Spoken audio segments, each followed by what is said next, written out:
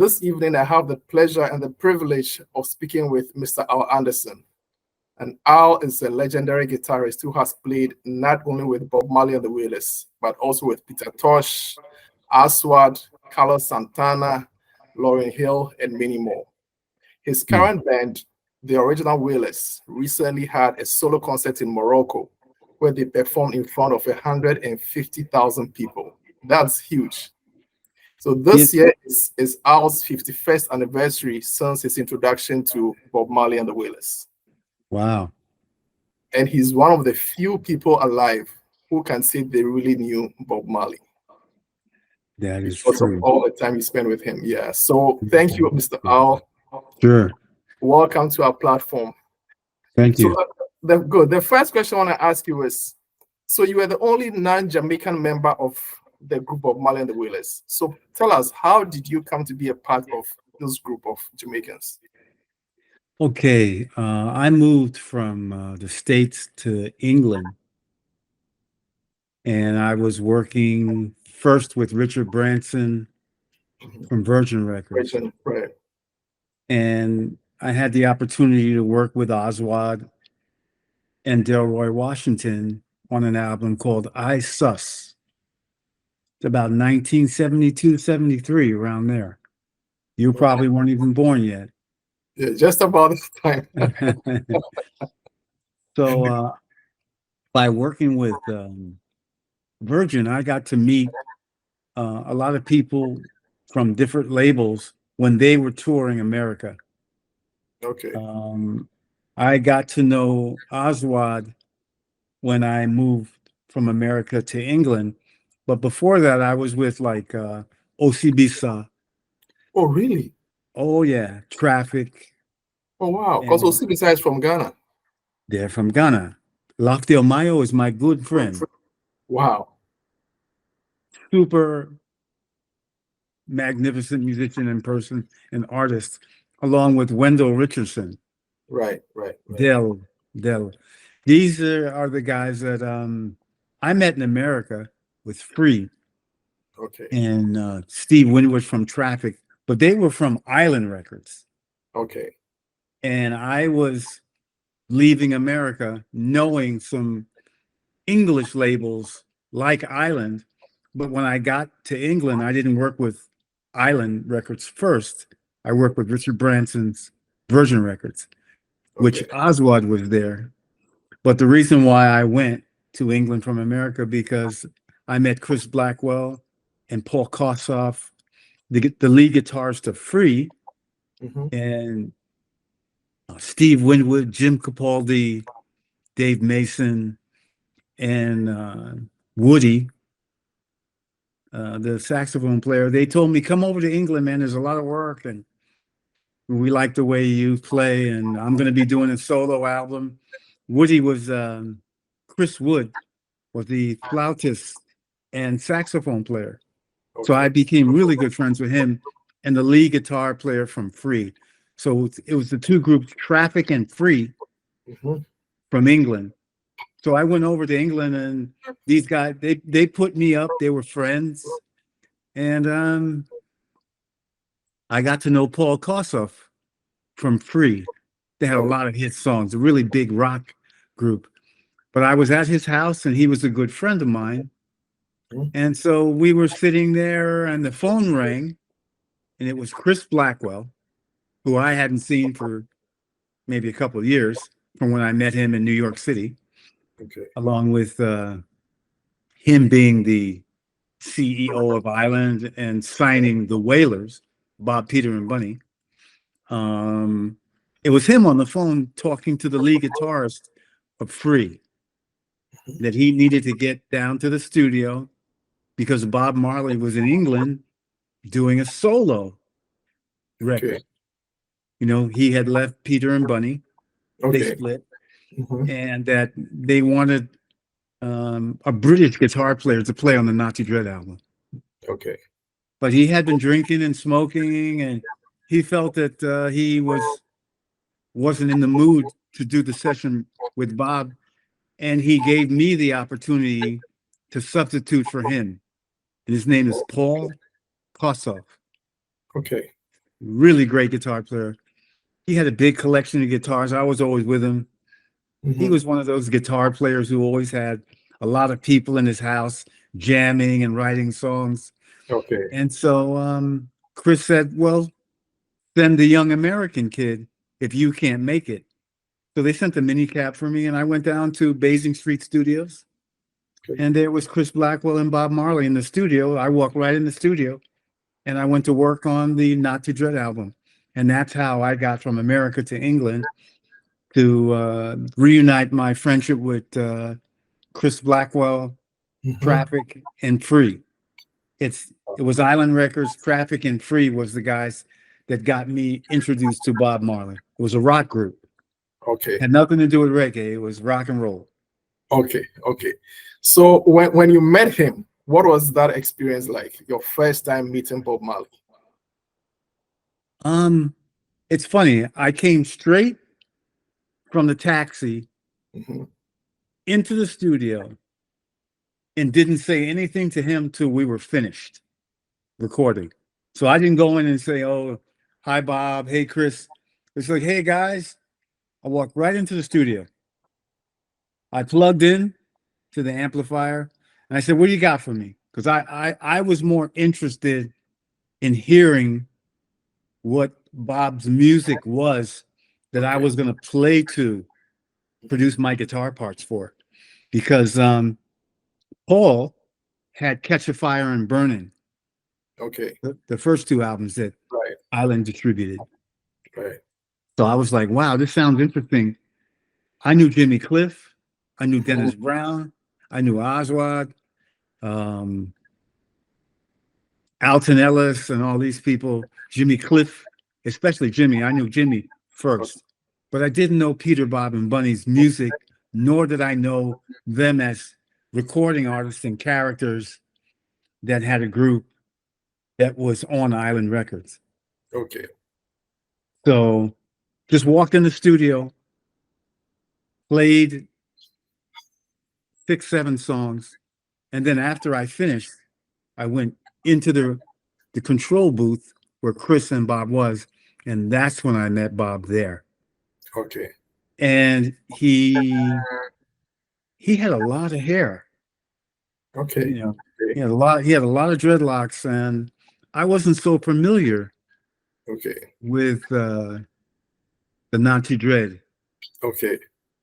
And so we had a brief talk about how he was really happy with what I played on his solo project and his solo career. And he just said how much he really loved my playing at that time. And we got to be friends as a start.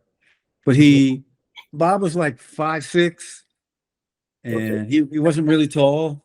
We had the most amazing thing. He had a huge personality, and he had a lot of hair. So it all came together of who Bob Marley was as years went on, and days and years as I got to know him. Yeah. Okay. All right. He had a lot of hair. The brother was blessed with hair. All right. In a really good spirit. Okay. So how was it like working with the rest of the team, with the rest of the Wailers after you got to meet them?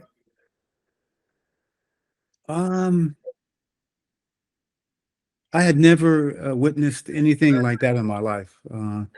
Being from the Western Hemisphere of America, going to England, and then going from England to Jamaica. It wasn't a culture shock because I felt at home. Okay.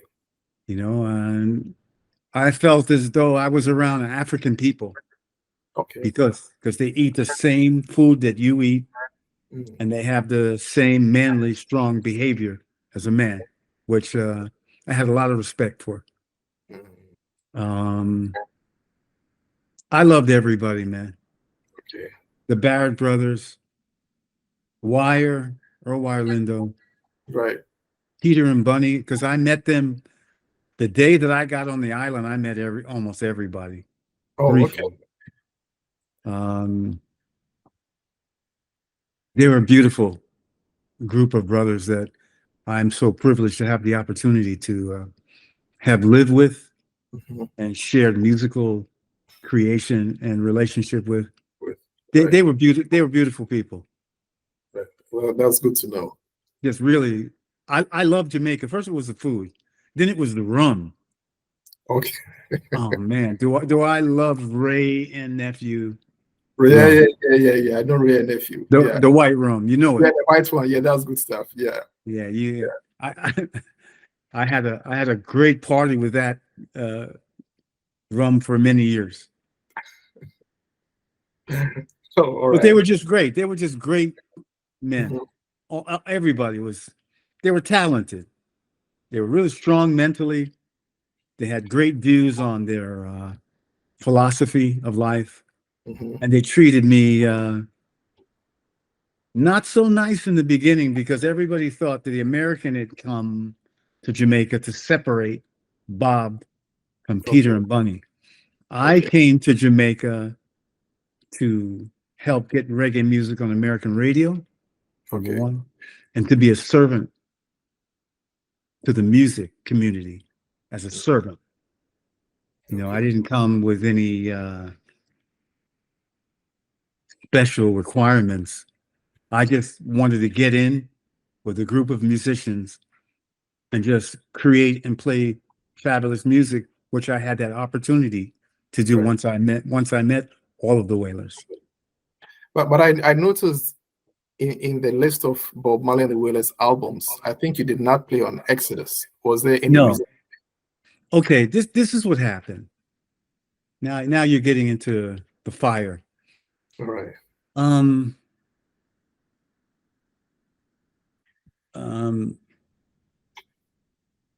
Bob wanted to go solo. He didn't want to continue to fight because Peter and Bunny didn't like Chris Blackwell. They didn't like him. And they felt that they were separating them from the brother. Okay. Their brother, you know? And when I was in Jamaica, Peter and Bunny didn't love me so much because they thought I was the guy that Chris had sent to separate them, but it wasn't true. I came with divine intentions, and everything was proof because of the massive success for all of us. Everybody got a piece of sunlight, you know. But it was like Bunny wouldn't talk to me.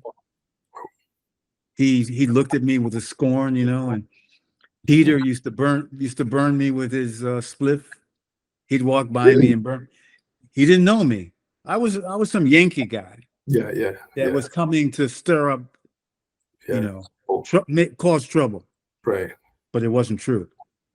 But as they got to know me, as you know, months and months went by, we were doing a program at the National Arena where Bob was going to perform one of the last times of his career and my career with Peter and Bunny. So we rehearsed for maybe 2 weeks.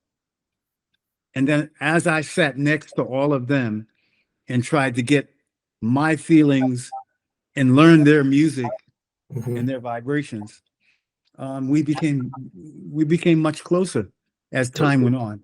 Okay. Because then I started to get to know everybody, like the band members, the drummer, the bass player, the keyboard player, the engineers. You know, we became like a synergy. Right. Okay. Okay. All right. So, going back to Bob himself, what did he like to eat or drink? Did he always smoke? I mean, we have these perceptions back in Ghana. I'm hoping you can clear that up for us. What did he like to eat, drink? Did he always smoke? Bob, when I met Bob, he was a vegetarian. Okay. You know, just vegetables. He wasn't a drinker. That's for sure. He drinks some herb wine. Okay. And he liked Guinness. Really? Yeah, because he said anything that had a harp representing the company, like the harp, Right. had to be good. So he introduced me to Guinness and Mackinson and all that. And Oh, okay. stout. I didn't know anything about stout. Okay. He would drink occasionally. He wasn't like a heavy smoker. Okay. He would smoke. He'd smoke a chalice or a pipe, but he rolled a really big joint, Mm-hmm. and he loved his marijuana, but he Okay. wasn't like an alcohol drinker because he was too busy. Okay. He All right. he was a workaholic. Okay. So that was going to be my next question. How was it like working with him professionally? Working with Bob one-on-one was amazing because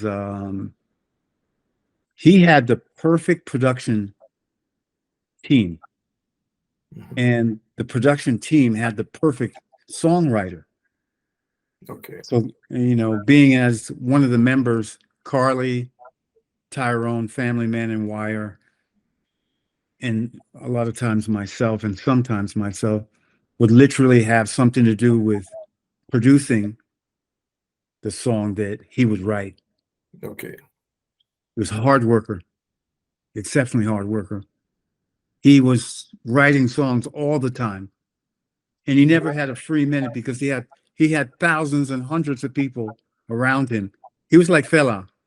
He just Okay. had he had so much people around that it was about politics. It was about philosophies of his belief Mm-hmm. and his influences. He had a lot of heavy Rasta influences, like his mentor, Mortimer Plana, Right. who had a lot to do with keeping him conscious to his philosophy and belief. Okay. So we worked hard. We worked all the time, man. After Nazi Dread was recorded, there was a little gap in time, Mm-hmm. but we worked hard, man. We were like a tag team in the studio. We would go 2 or 3 months without sleep, just all day, all night in the studio, making sure that everything that Bob wrote was musically perfect. Because he wasn't really great when it came to the audio thing Mm-hmm. and engineering, and mastering. He didn't know so much about that, but what he did know was how to write a song that would be pleasing to the heart of anyone. So Okay.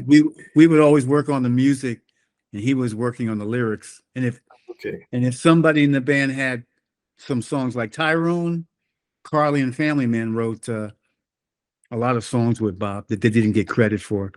Carly wrote Talking Blues. Oh, okay. Tyrone wrote Rastaman Vibration and Is This Love with Really? Bob in it. Yeah, there's a lot of songs that were co-written with Bob, but because of the publishing problem we had with Cayman Music, we had to use Bob's name only Oh, because of Danny Sims, his publisher. publisher. Okay. Okay. Okay. It was kind of like only Bob's songs in the name of Bob Marley would be presented. Right.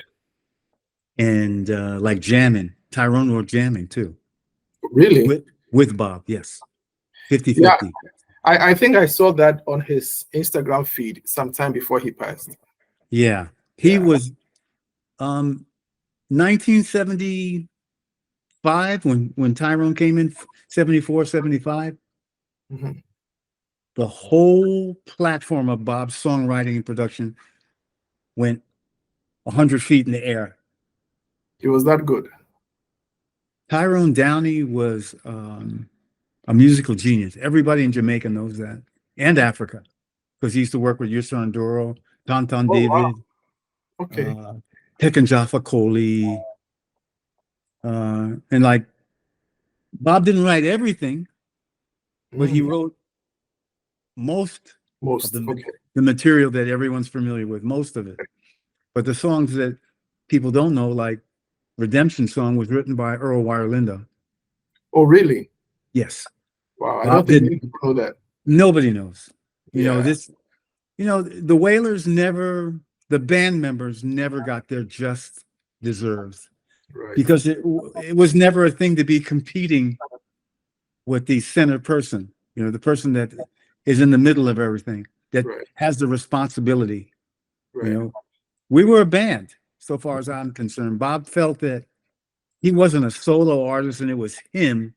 It was him and a group of musicians that made the music for him that became very popular to the world. Okay. So now that you speak about the music, how does the whole creative process take place? So Bob comes with a song that he's written. Can you walk us through once he comes up with the idea till the song finally comes out on the record? Can you walk us through that process? Okay, Bob Marley was somebody who was never alone. Okay. And so there was always somebody that had a personality. There was either a politician, there was a poet, there was multiple songwriters and DJs and engineers. So Jamaica was a melting pot of talent during the 70s. It was on fire with just talented brothers. He had all these energies around him.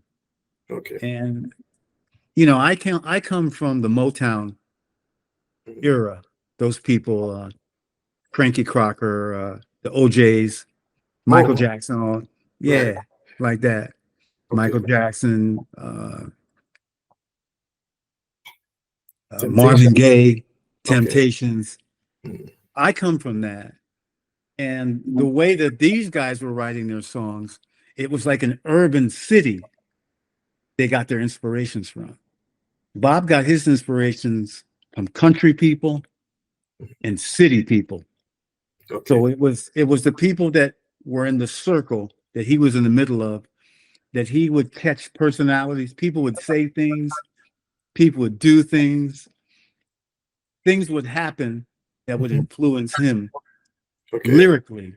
And he could take something that we could be somewhere and something would happen, and he can turn whatever happened into a hit song. Wow. He had that type of. His mother used to tell me, I used to say, Miss B, I said, how come Bob what was he like when he was really young?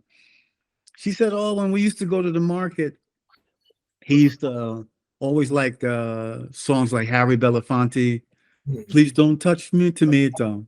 Yeah. You can touch a yam, pumpkin, potato, don't touch my tomato. He became very poetic with these, growing up and hearing these songs. All the earlier artists than him, Alton Ellis, Prince Buster, and all these amazing artists that influenced him. Well, Jimmy Cliff. Jimmy Cliff was a big piece of Bob's success, because Jimmy was one of the first superstars that invited Bob to come and play with him on his stage in front of thousands of people during the Harder They Come period, when there was no bigger star in reggae than Jimmy Cliff. Okay. Truly. Maybe Harry Belafonte. Maybe, yeah. Like this. So once the idea for the song came, then what happens? Do you guys just go to the studio and everybody tries to? He always had like a box guitar around. He always had like a acoustic guitar. And we would be in the huddle with him, and he would be singing certain things, and then we would just be ad-libbing, sometimes adding. And then when we would go from just being with him and hearing the song, we would go and rehearse the song. Okay, this is the song he's bringing, like Pimper's Paradise. Right.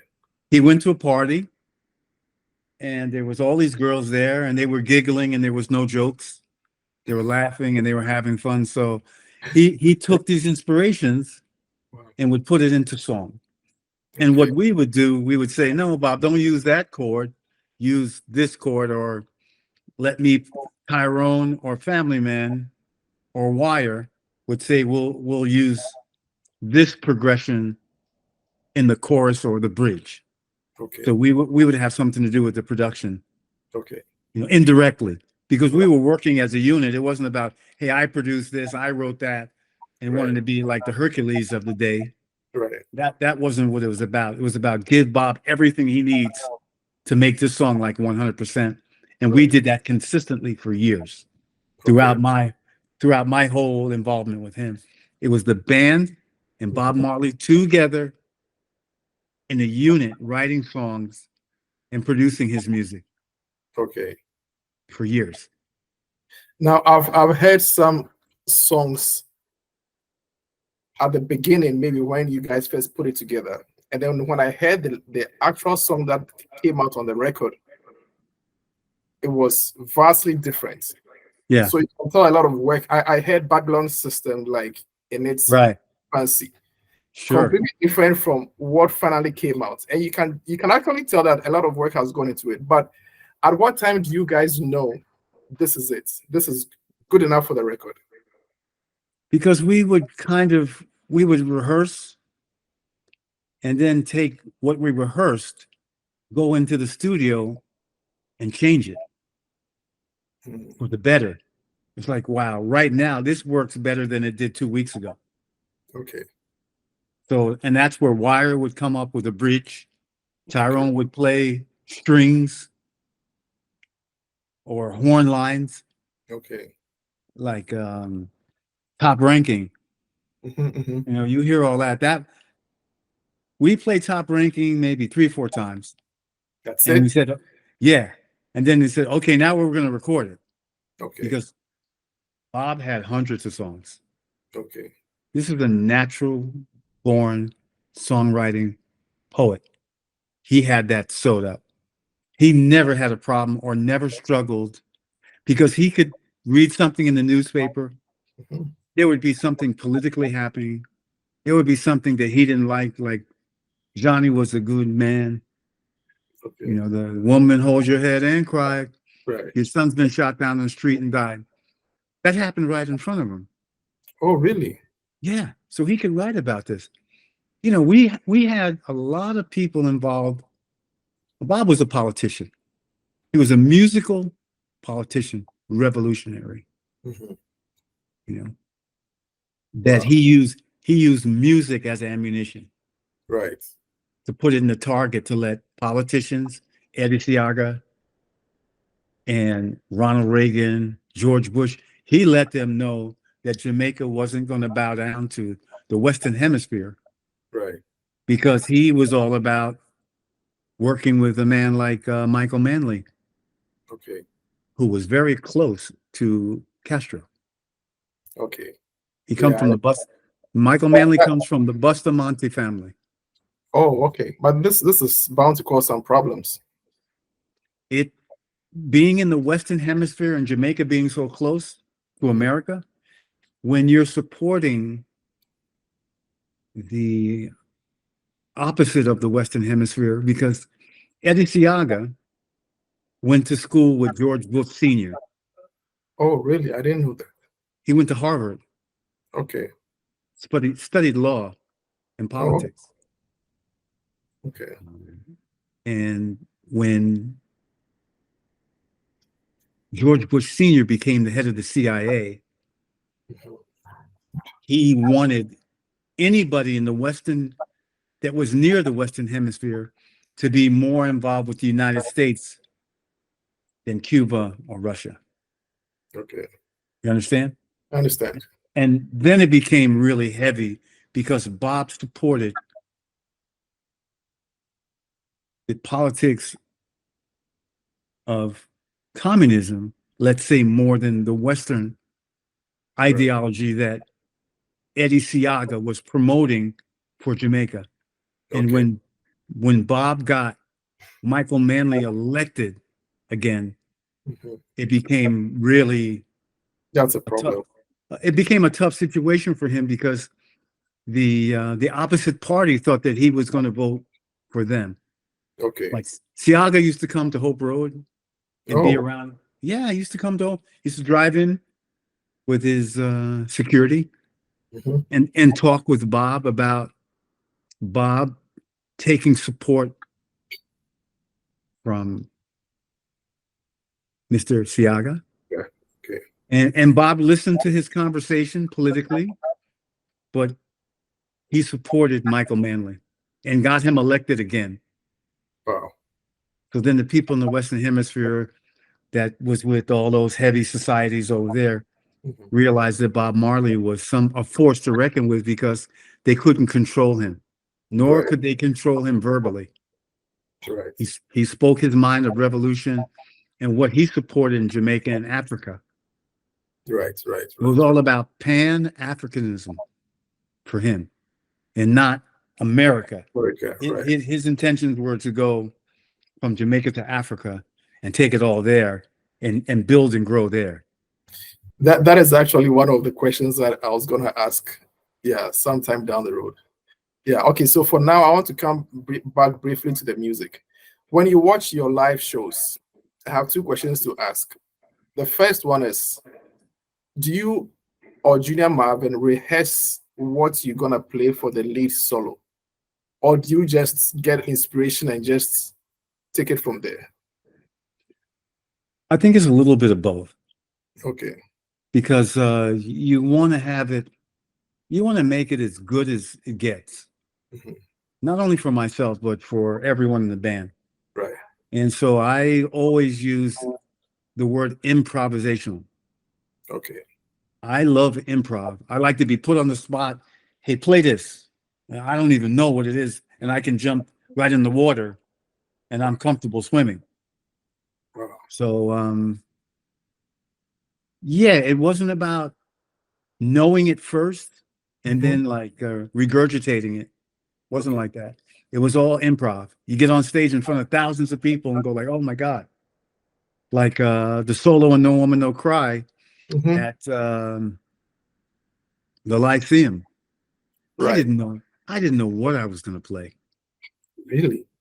Yeah, there was so many people, and I'm not going to say I was scared or anything, but I was like, wow, there is so many people looking at us, because it was like a full place.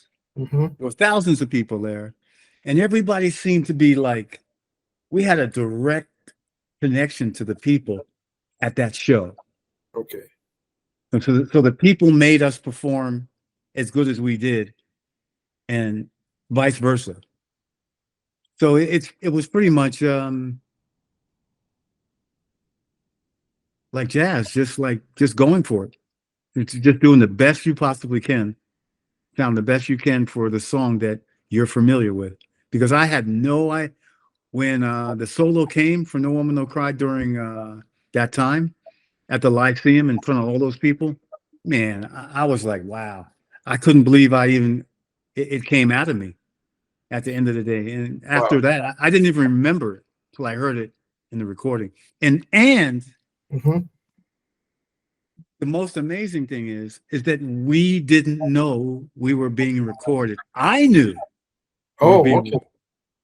Because Bob never told anybody, hey, we're going to record the Lyceum show. Neither did Island Records come to us, which I think is totally wrong. And that's one of the biggest mistakes that Chris Blackwell made with me, because then I went like, wait a minute, we just did Nazi Dread. That's the most successful record of all times, record sales at that time, 1974 going into 1975. Now here comes the Lyceum performance. Legally, a record exec is supposed to come. You're the guitar player, you're the keyboard player, and come to you and say, hey, look, we're going to record you tonight. Do you agree? Oh, okay. Nobody knew they were being recorded. The only reason why I knew we were being recorded, because we saw the scaffolding and all the cabling and stuff. Okay. And I just thought that it was going to be like, they're going to just take a little piece and put it on the BBC. Okay. So that's why it was there. It's not like I didn't know they were going to record the whole hour-and-a-half show. Okay. And edit it into an album that was immensely successful. Successful, right. So what they did is they recorded all of Bob Marley's band members without their acknowledgement, nor did they get paid. They never received any compensation for the Lyceum album. But live was a huge hit. Never saw nobody. The Barrett brothers, Tyrone, me, nobody. We never saw anything from that. Never. And that was all the plans of Chris, because Chris is somebody that's a visionary. He can see miles down the road where, I can't see until I'm up on it. Like, I had a problem that night at the Lyceum. My guitar rig didn't work. I was like, oh my God, I got like 20 minutes to go on stage and nothing is working for me. And I was used to my little unit that I had to play. So I know that the Third World, Cat Core, the lead guitar player from Third World, he had a little pedal, and I went out to the bus to get it from him. So he gave me the pedal. I said, look, Cat, none of my gear works. He said, here, man, take this phaser, like one of my favorite company, Electric Harmonics. Mike Matthews made this pedal, and Cat had one, and he loaned it to me, and that's where I got the sound on all those tracks. Wow. From live. But the issue is, I went outside and saw this big mobile studio, and nobody else knew that there was a mobile studio recording the night that was just about to begin in 20 minutes, because I got my pedal. Okay, that's how you knew. I saw Chris Blackwell and Steve Smith inside the Rolling Stones mobile. And I walked in and I said, he said, aren't you supposed to be on stage? I said, what are you doing? I said, are you recording us? And he says, you better go back on stage and don't tell nobody. You better not tell nobody we're recording them, because we want to keep this a secret. I said, what about our rights? He said, what are you talking about rights now? Chris Blackwell. Just go and play. Just go and play. So we went and played one of the most successful live reggae albums of all times. Yeah. And nobody in the Wailers received any compensation till today. Wow.